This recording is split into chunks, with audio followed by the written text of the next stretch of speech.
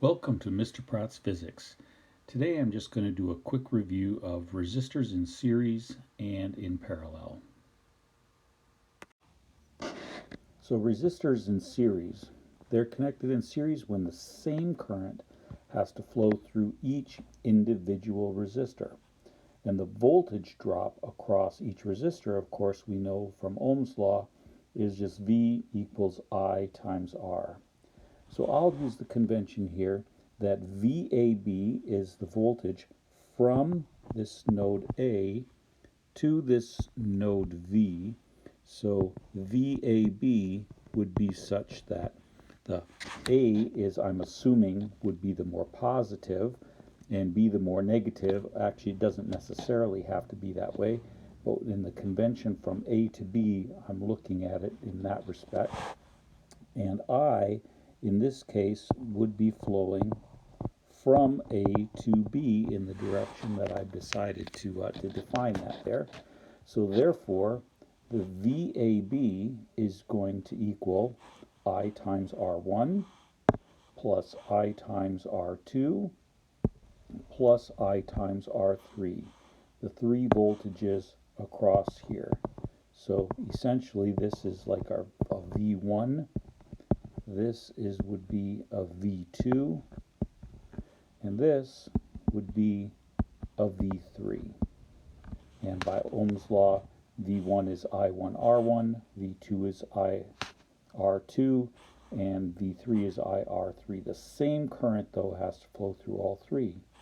Therefore, of course, we just see that the VAB is equal to just I times R1 plus R2 plus R3, which is the equivalent of saying that, well, I could just have one resistor instead of those three resistors, and that one resistor would have a value of R1 plus R2 plus R3 in order to be exactly equal to what's going on there. So I could replace these three resistors by a single resistor that has the value of R1 plus R2 plus R3, and that would therefore be my series resistor.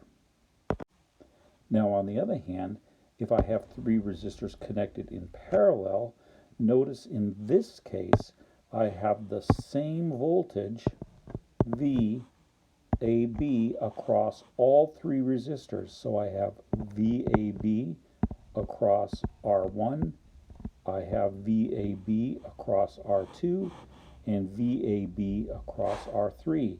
But if I have some current flowing through here, well, that I is split up three ways. I would have an I1 going through resistor R1. I would have an R2, an I2 going through resistor R2, and an I3 going through resistor I3. And in fact, those three have to equal I. So we see that I has got to be equal to I1 plus I2 plus I3, and that is going to be equal to my V over R, which would be essentially over my R equivalent, those three sums, if I were to replace those three by just one resistor. Since V equals IR, I is equal to V over R, so the sum of those three currents is equal to V over R equivalent. Well, of course, we know that the I1 has to be equal to that V divided by R1. I2 has to be equal to V divided by R2, and I3 has to be equal to V divided by R3. So therefore, by inspection, we see what we've got here is that 1 over R equivalent has got to be equal to 1 over R1 plus 1 over R2 plus 1 over R3, and indeed for any parallel combination, if you have 4, 5, 6 or more of those in parallel, that same equation, you just add the reciprocals to get the equivalent, the reciprocal of the equivalent resistance. Now, one handy equation that I have found very useful if you've only got two in parallel.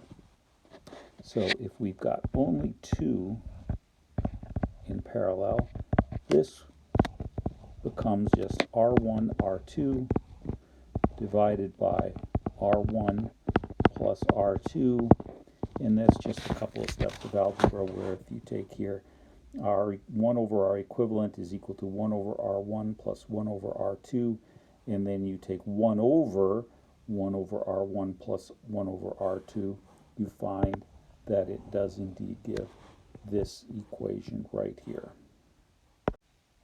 A very common situation then is that you're asked to find, well, what is the equivalent resistance of, say, this network right here? Well, we have an I going in there, and it gets going to be diverted. Some of the current will go up this way. Some of the current will go down this way. Oh, those will all sum back together to be in here.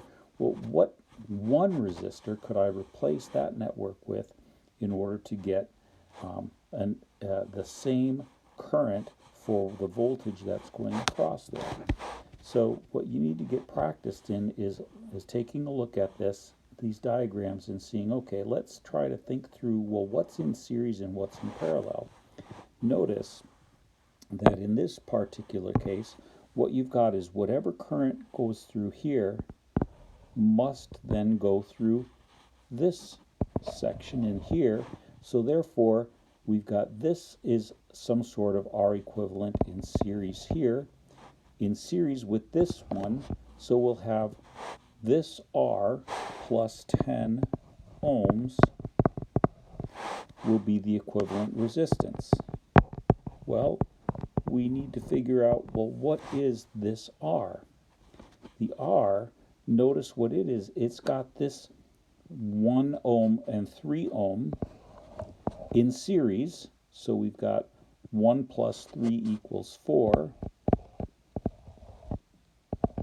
On the other hand, we've got up here, we've got 6 ohms in parallel with 12 ohms. Well, 6 times 12, that's 72 divided by 6 plus 12. Let's see, 72 divided by 18, that's going to be 4 ohms.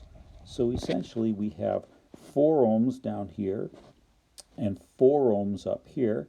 They're in parallel. So 4 ohms in parallel with 4 ohms, that would be 4 times 4 is 16 divided by 4 plus 4 is 8. So that's essentially equal to 2 ohms. So my R equals 2 ohms, and therefore my equivalent resistance in this case is going to be 2 plus 10, which is equal to 12 ohms. And getting practiced and in seeing, well, which ones are in parallel, which ones are in series, and thinking through the circuit in terms of, okay, I've got this in parallel plus this in series, then these things are in parallel together, and then essentially tracking through what's going on with your resistors, the parallels and the series, to add the reciprocals, and you can find the equivalent network. So notice what that is saying is that if I had a single 12 ohm resistor, and I had a current I going through that single 12 ohm resistor, that would give me exactly the same voltage as if I had that current going through here and going through this network exactly as it is drawn there. So that's resistors in parallel and resistors in series.